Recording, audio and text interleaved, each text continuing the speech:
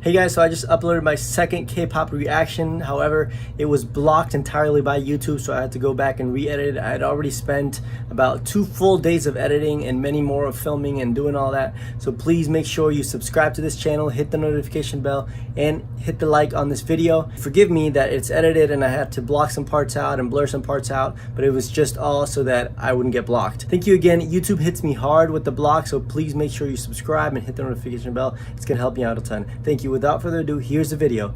Edited, of course.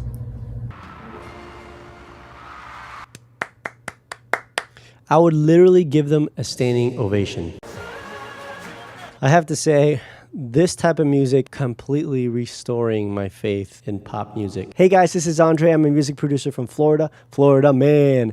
Today I'm going to be reacting to K-pop. This is my second video I've done reacting to K-pop. I'm going to be reacting to BLACKPINK, EXO, NCT, and Stray Kids. Make sure you punch that like button until it turns blue, and let's go ahead and get started. First video is Stray Kids with their performance of Backdoor. Okay, I love that bass. If you guys have seen my videos, I love the bass. I love the guitar. I just love music. But I love music that is played with these instruments. So that bass line has literally got me hooked already. That sounds like a real bass being played. This style of music I really enjoy. You hear that right before I went into the second verse. It was like, there's like a percussion there.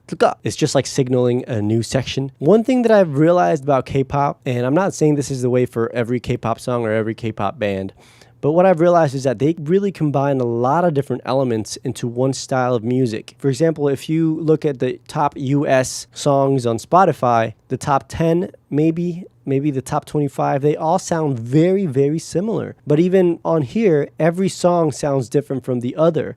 Like every song that I've listened to that is a K-pop song sounds different from the next song.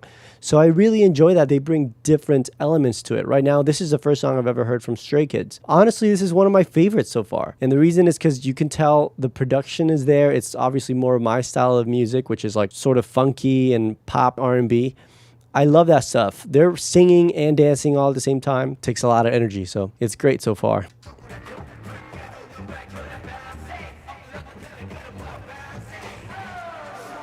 How many people are in Stray Kids? I really don't know. I really go into these videos just with an honest opinion, and I don't want to look at much before I watch it because I want to give you a candid, honest opinion and an honest reaction and commentaries. You know, I go into these videos not knowing much because I don't want to just go into it and thinking like, oh, this is what I'm going to say prior to it. I really want to tell you what I actually think. That chord progression, I like that chord progression. It brings it all up to song because it starts out with like an R&B funky vibe, and then it switches to like more of a pop funk thing, and then in the chorus it's like a dance song. That's exactly what I meant. That's exactly what I meant. And a lot of these K-pop songs, they have like one style to the other, and you're listening to many different styles from like Western music or many types of music, and they all combine it into one or make it work. I enjoy that because it doesn't sound like the same thing over and over and over. Whenever you hear that, dum, dum, dum, it's a basic drum pattern where it's just the kick drum. It's dun, dun, dun. It's called 4 on the floor. You hear it everywhere. It's basic like pop, even, you know, rock sometimes. Duh, duh, duh. It brings up that I want to dance sort of thing. If you are just starting out in music production, if you start with 4 on the floor in pop music, it's really hard for you to go wrong. So definitely look into just doing 4 on the floor, starting with 4 on the floor. It's not that it's boring or repetitive if you know how to make it work with the rest of the instruments and the melody and stuff.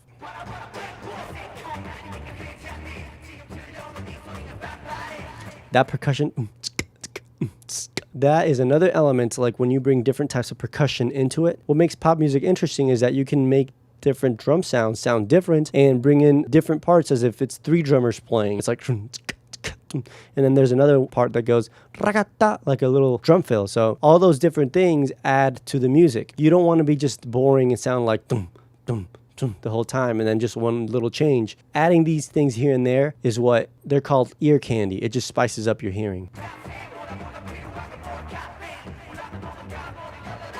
Did they say caffeine? I don't know if they said caffeine, man. That one, and this time it's with a different instrument. It's like a pad.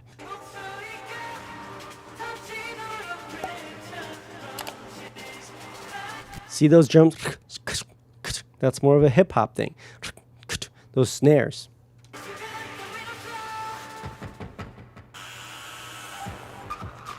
That kind of reminds me of the Thriller when the door is opening and it starts out. Thriller from Michael Jackson. So is there a leader in this group? Because in some groups there are leaders. If there is a leader, like a band leader or group leader, let me know in the comments. I would like to know that.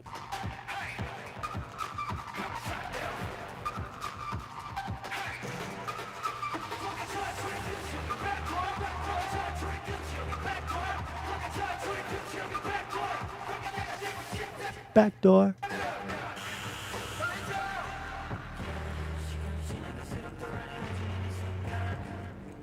See? It brings a new style of music within the same song even. You hear those pads, you hear that, it kind of like comes down. I like that.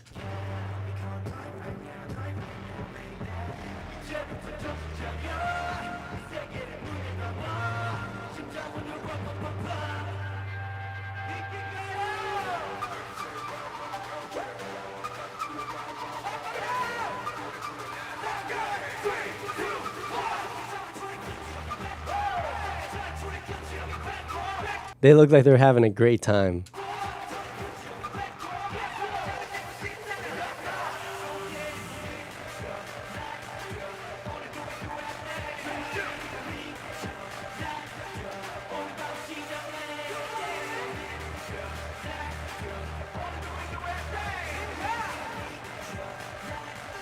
You hear those drums on the back? It sounds like literally 5 different drum kits. And they're not playing at the same time, but you're bringing new sounds as the song goes on. That's a technique that you can use in pop music because there's not just one drummer playing the whole song. So in this section, there's a drum that sounds like a faraway snare, which you put a lot of reverb, a lot of room ambiance so that it sounds like it's far away. It just fills up the whole soundscape. That was great. That was great. I really enjoyed that song. A lot of different elements in that song. A lot of different elements. Next is NCT with From Home. Ooh. Dun, dun, dun, dun, dun, dun. If you guys don't know, all that stuff, all that like little jazzy, not all the way jazz, just a little bit of blues and jazz and funk into pop music, just my ear is just a sucker for that. I love that stuff. Dun, dun. It's a different chord. Oh, nice, nice. Which is like an 808, which is an electronic drum, which is like an electronic bass sound that you can manipulate and go that, like, I'm not making it justice by doing that. Sounds like a dog. Prominence, very prominent in most pop music today.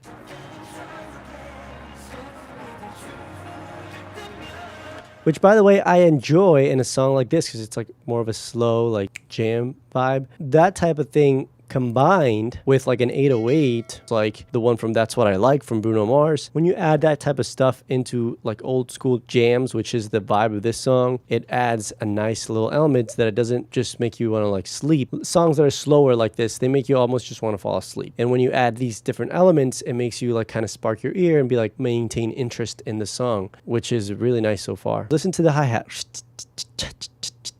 It's a prominent hi-hat of hip-hop, and they're bringing that into this song. They're bringing a lot of elements of pop into this type of song, which is really nice. The other thing is the snare is like a tuned down snare, which sounds very heavy. Listen to it again.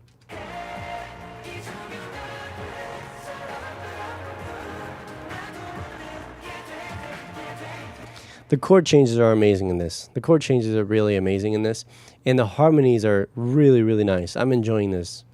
That symbol, that is letting you know that there's a new section coming in. That type of thing is very old school, but they're bringing it back. I really enjoy this type of thing. It's almost like a timeless tune. You can listen to this 30 years from now and you'll be like, oh, you know, you'll hear some things that are from this era. Then you'll also hear things that are from the 80s, things that are from the 2000s. And so 20 years, 30 years from now, you're going to listen to it and be like, oh, it just sounds like a timeless song. I love that type of music when you can listen to something, you know, many years from now and it still sounds like it's not dated.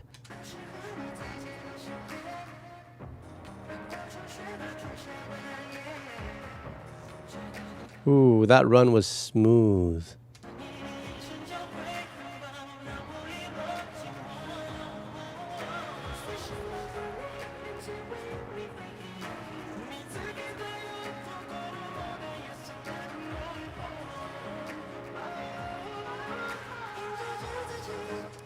That little ad-lib, my home, that is in the back there, listen to that again. It sounds like it's muffled underwater. What you do is that every sound has a frequency spectrum. So when you make a sound, that sound is going to have a lot of different frequencies to it. So what you do is that you cut out the high frequencies and it makes it sound underwater, and then you add some reverb, some ambiance to it, some delay, and then all of a sudden it's like you're literally underwater. So listen to that again, you'll hear here.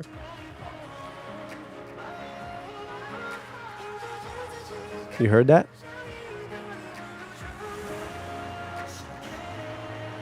Right, hear that bass synth. It's following the melody, which is really interesting. And I'm in love with the chord changes. Amazing chords, amazing musicality. Really, really awesome. It's really where he hits the high notes, they cut it off, and then they allowed just an effect of feedback, which is that little high-pitched dun. Listen to that again. Make sure you note that right before he hits the high note, that dun, it's probably just a feedback from something they left in. They said, it sounds cool, let's keep it and let's roll with it. I'm assuming that's what happens because that's not something you think about. Let's just cut off and then sing it. But it ended up being that way, which I think is what happened. Okay, so listen to that again. You heard that? Someone did sing that, but then they left that as a feedback, which means like it's looping, and so they cut it off and then they kept singing. Listen. Nice. That chord progression, dun, dun, dun, dun, really nice. I mean, you can tell there's real amazing musicians making this type of music.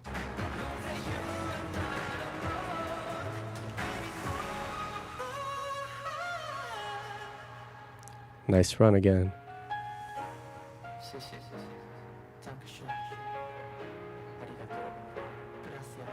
So I just had a baby boy. He's actually about to turn 3 months old. So looking at these pictures just literally made me think of him. So cute.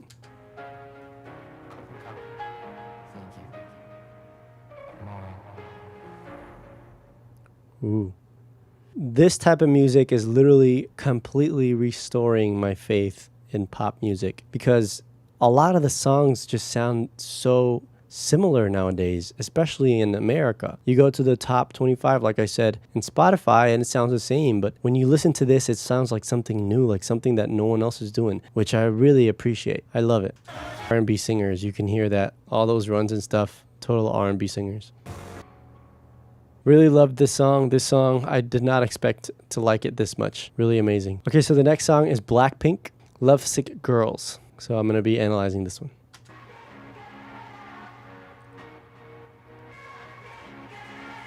There's already a sample going on in the back, which they made sound like a synth, and it sounds like it's detuned a little bit. I like that detuning, like it doesn't sound completely in tune. It just adds an element that makes it sound retro, that makes it sound lo-fi, which is really nice. It sounds like just a plugged-in guitar with a microphone on top of it. The amp, I like guitars. Again, I think I'm enjoying K-pop music because they add many of these elements into their music, like acoustic guitars, electric guitars, sometimes real drums. They add those elements into what seems like modern production too. I like all that stuff. I really enjoy it. That synth, it's letting you know that something is coming up, which is the chorus, okay? This is something you do right before the chorus starts or a new section starts. You add an element which is literally just building it up and preceding the next section. It's just a production technique, which I think they're doing. That little sample, someone sampled that, probably then played it on a keyboard. It sounds like a percussion, like a post-chorus, the second part of the chorus. We're born to be alone. It's something that is different from the first part of the chorus. I typically don't do this with the songs that I write. With the songs that I write, my chorus is just one sort of melody, cohesive melody. They brought in like a second part to the chorus, which happens a lot too. And it's just a songwriting device that really works. By the way, if you want to check out my music, just go to any listening platform like Spotify, Apple Music, any of them, Ray Andre on Spotify and any other platform. Check it out. Let me know what you think. But so far, I'm enjoying this. It's more of a pop style. I'm usually more of like a funky or blues or R&B style, but I really am enjoying this, analyzing what is going on behind there. Let's keep going, see what they have. rapper because she rapped last time, I think. So she might be the rapper, right? So you hear how that synth is pulsating, but it's still sounding every single note, but one of them pops out like bump, bump, bump, bump, bump. What you do there is that you use a technique called side chain compression. Side chain compression. You basically are telling one instrument to listen to the other, and when the other goes loud, then this one ducks. I'm not sure if you guys are going to understand what I'm saying there because that was a funny explanation. The point is that they're using these techniques to bring forth this music, to bring forth the next section, to bring forth more energy into the song. Energy, energy, energy. I've said that word like a million times, but it's that electric guitar. That's interesting that they changed it there at the end. It's just like signaling again that the section is either coming to an end, which is probably coming to an end, and it just adds something else for you to listen to so you don't get like, okay, I've listened to this already, which a lot of these songs are repetitive because all pop music needs to be repetitive in order for it to be catchy. But this is that last chorus when you add different little things to just spike your ear candy again. That was nice. Okay, next song. So I saved this song for last because I heard a snippet of it when I was, maybe 5 years ago. Someone sent it to me, it went viral, and I just heard a snippet of it. So I made sure to include it in this one because they were singing in Spanish, which, by the way, I am from Guatemala. I was born and raised in Guatemala, and now I live in Florida. I've been living in Florida for a while now, but I speak Spanish. So I grew up listening to Spanish music and loving Spanish music, especially Spanish love songs. So I had to react to it. I just had to. Here's my reaction to EXO, Sabor a mí. Make sure to subscribe, by the way, if you like watching these reactions. They're honest, completely honest and candid. Let me know in the comments what other songs you want me to listen to.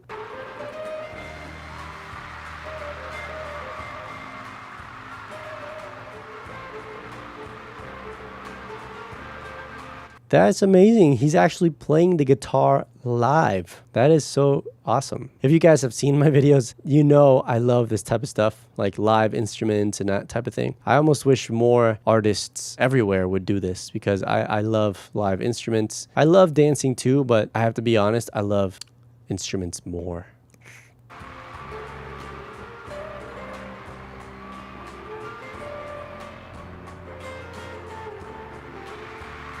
Where are they performing this? They're performing this somewhere else. Oh, I guess they're in Mexico.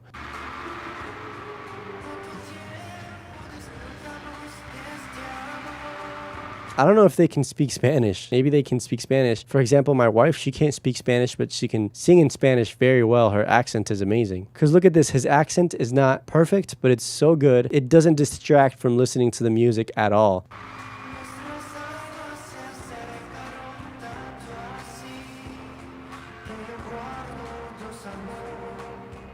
That vibrato at the end there is really nice and smooth. He's got a very smooth voice. The type of voice that probably most people could just listen to for hours.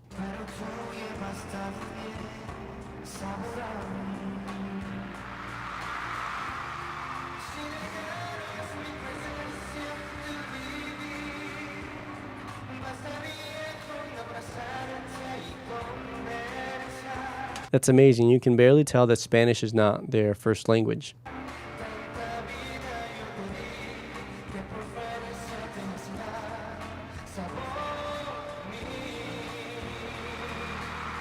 Amazing, amazing vocals. Literally, their vocals are so good.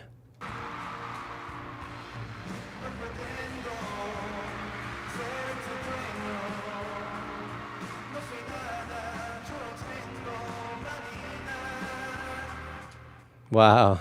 I mean, I bet everyone in Mexico was like, this is amazing. Especially the girls are like, oh my goodness, oh my goodness. Because this is so amazing. This is really well done. You can tell they're professional. I can't imagine if they can't speak Spanish, which I'm assuming at least most of them can't speak Spanish, that this is so amazing that they spent the time to learn this language. They're doing very well at it. Very well. It's not easy. It's not easy to sing in a different language.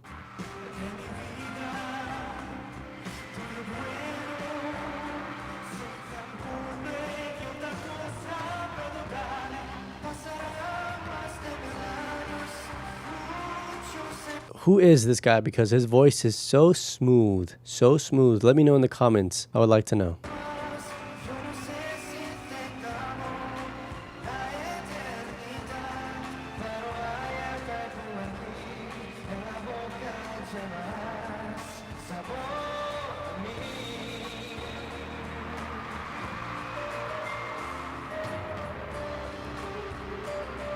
Look at that guitar skill. That's amazing guitar skill. I'm amazed right now. This is so amazing. So amazing. This is what you call a bolero, which is like a Spanish love song, like a soft, slow love song. It's really amazing. And his guitar playing, I mean, I'm just going to admire it.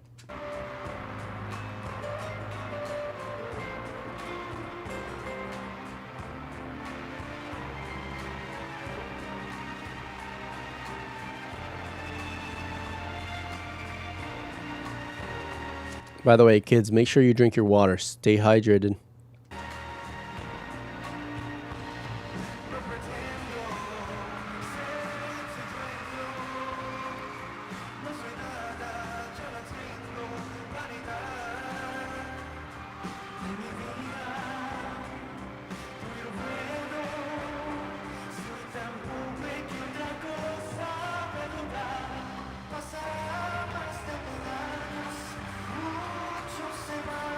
Amazing. Literally so amazing. They're all doing great, but this guy, really great singing.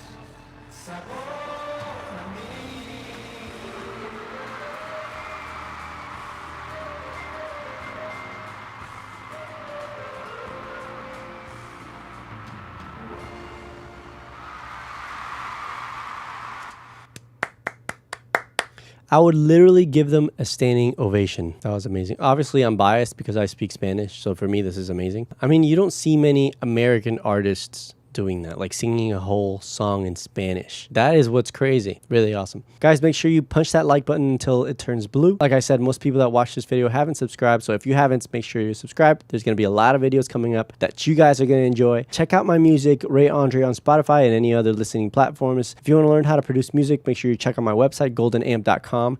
And with that, I say, stay golden, everyone. See you next time.